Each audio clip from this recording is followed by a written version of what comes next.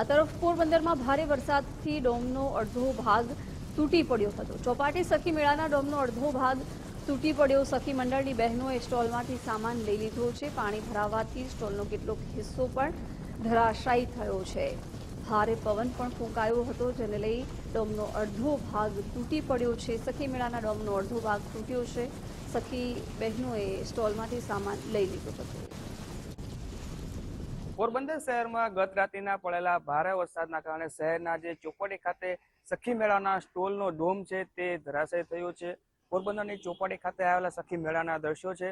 આ મેળાનું ઉદ્ઘાટન પોરબંદરના સાંસદ મનસુખભાઈ માંડવિયાના હસ્તે કરવામાં આવ્યું હતું, પરંતુ ગઈકાલે રાત્રિના ભારે પવન અને વીજળીના કડાકાના ભડાકા સાથે વરસાદ થતા રાત્રિના પાણીનો ડોમ ઉપર ભરાવો થયો હતો અને એક પછી એક ડોમના કેટલાક ભાગો છે તે ધરાશાયી થઈ રહ્યા છે। આ ડોમની અંદરના દ્રશ્યો છે કે જે તમે જોઈ શકો છો કે આજે ભારે વરસાદ પવનના કારણે ધરાશાયી થયો છે।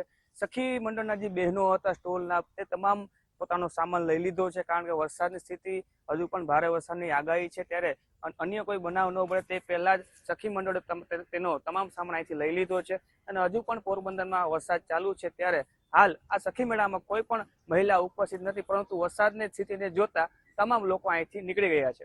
કિશન ચૌહાણ, ગુજરાત ફર્સ્ટ, પોરબંદર।